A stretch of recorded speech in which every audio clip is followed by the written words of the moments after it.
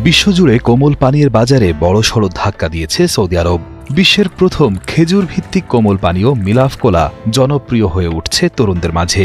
প্রক্রিয়াজাত চিনিমুক্ত এই পানীয় তৈরিতে ব্যবহার করা হয়েছে সৌদি আরবের উন্নত মানের খেজুর, যার ফলে মিলাফ কোলার প্রাকৃতিক মিষ্টতা ও পুষ্টিগুণ থাকে অক্ষুণ্ণ। সাধারণত একটি কোকা কোলা ৩৩০ মিলি ক্যানে থাকে ৩৯ গ্রাম চিনি, যা প্রতিদিনের চিনি গ্রহণের সীমার চেয়ে অনেক বেশি। অন্যদিকে খেজুরের প্রাকৃতিক চিনিতে থাকে ফ্রুক্টোজ ও গ্লুকোজ, যা শরীর সহজে গ্রহণ করতে পারে এবং ত্বক, হজম ও মস্তিষ্কের জন্য ভালো। আজওয়া খেজুরে আছে প্রচুর পটাশিয়াম, আয়রন, অ্যান্টিঅক্সিডেন্ট এবং ফাইবার, যা সাধারণ কোমল পানীয়তে থাকে না। বিশ্বের খেজুর উৎপাদনের প্রায় ২০% বেশি আসে সৌদি আরব থেকে। শুধু ২০২৩ সালেই দেশটি প্রায় ১৩ লক্ষ টন খেজুর উৎপাদন করেছে, যার বড় একটি অংশ এখন রপ্তানি হচ্ছে ইউরোপ, এশিয়া ও আফ্রিকার বিভিন্ন দেশে। সেই খেজুরেরই নতুন ব্যবহার দেখা গেল এই কোমল পানীয়ের মাধ্যমে। মধ্যপ্রাচ্যে খেজুর দিয়ে তৈরি শরবত, সিরাপ বা মধু মিশ্রিত পানীয় বহু প্রাচীন, কিন্তু প্রথমবারের মতো একটি বাণিজ্যিক কোলা সম্পূর্ণ খেজুর দিয়ে তৈরি হলো, যা স্বাস্থ্য ও ঐতিহ্যকে একসাথে যুক্ত করেছে।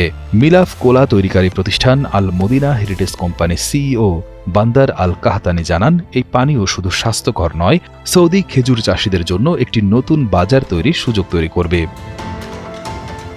কৃষিমন্ত্রী আব্দুর রহমান আল ফাদলির উপস্থিতিতে এই পানীয় উন্মোচনের মাধ্যমে সরকারের ভিশন 2030 পরিকল্পনার একটি অংশ সফলভাবে বাস্তবায়িত হল, যার মূল লক্ষ্যই হল অর্থনৈতিক বৈচিত্র্য এবং পরিবেশ বান্ধব খাদ্য উৎপাদন।